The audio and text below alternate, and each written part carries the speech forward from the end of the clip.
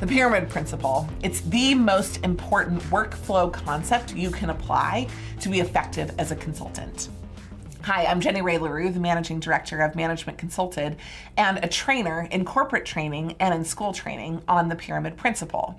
One of the things that we've discovered through our work as MBB consultants at McKinsey, Bain, and BCG was the use of the pyramid principle and how it created effectiveness in driving into the details of problems without losing sight of the deliverable or the big picture. And that's what pyramid principle does for you.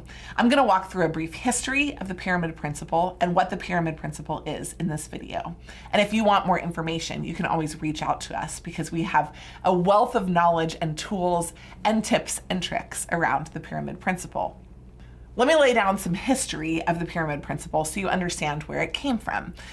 First of all, it's not from the Egyptian pyramids. It's from about 40 years ago when Barbara Minto, who was an HBS alum and one of the first female partners at McKinsey, created this as a tool to help people improve their written communication.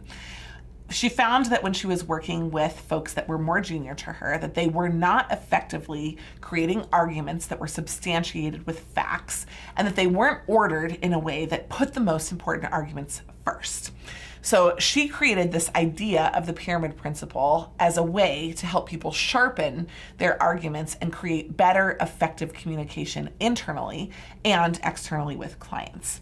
Well, fast forward to now, the pyramid principle is one of the most widely taught and implemented tools at consulting firms because it has proven to be an incredibly effective tool to create focus for consultants who are looking at rampant and ridiculous amounts of data. For anyone who studied story structure, if you think about a standard movie, there's a baseline and an introduction of the characters. Then there's a problem statement.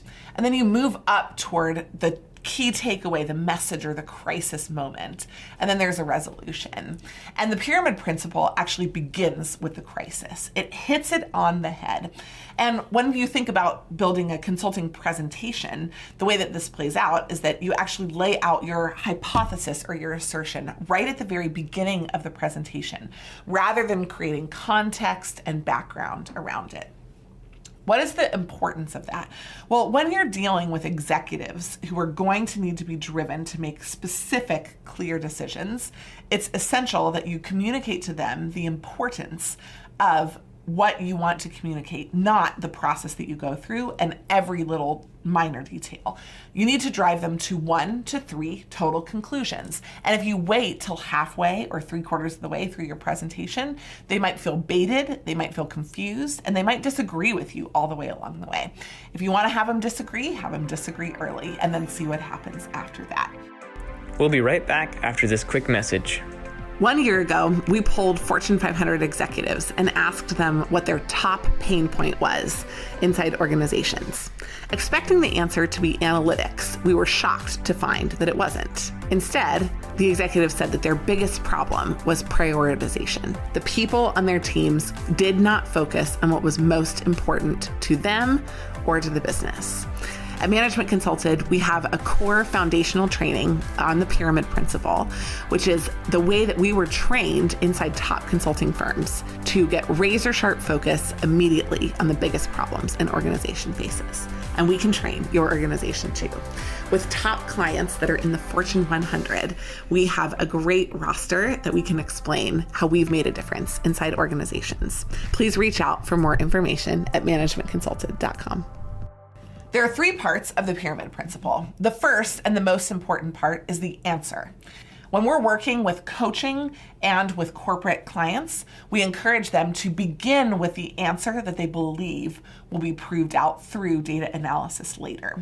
We encourage them to communicate it. We encourage them to very clearly build their workflow around it, but we do encourage them to keep an open mind. Sometimes the answer that you begin with on a case in a consulting project or internally as you're managing a team will be disproven by the work that you do afterwards. However, having an answer brings clarity to the work process. Part 2 of the pyramid principle is one layer down, the next middle part of the pyramid.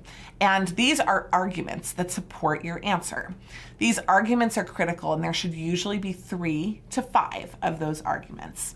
The arguments are the things that you will later go on to prove, and stating them as arguments, as mini assertions, is again very helpful to clarify the way that you're going to walk through your structure. The final part of the pyramid is the bottom layer. The bottom layer is data. Each part of data inside a presentation or a written communication should support the argument up above it. And each one of those arguments should support the answer. So once you get down to the data layer, that's where you're proving out some of the substantiating evidence behind the arguments and the answer. If you think about it like this, the levels of insight for McKinsey, the data doesn't even include any insight. It's just information. The argument is a level 1 insight. It says, here is what the data says. This is the biggest market. The answer is we should go into the market. So that is a level 2 insight as far as McKinsey is concerned. Again, the bottom layer, the foundation of everything is the data. That's the thing that you do last in your workflow. The arguments are the middle layer of the data, or the level 1 insights. Those you define upfront and you prove or disprove them with the data when you do the analysis. And the top, the answer, the thing that you start with, both in communication and in your workflow, is the recommendation for action that an organization should take. If you have never used the pyramid principle and you want to try it out, we would love to provide you with more tools and training to do so. Just come visit us at managementconsulted.com for more information.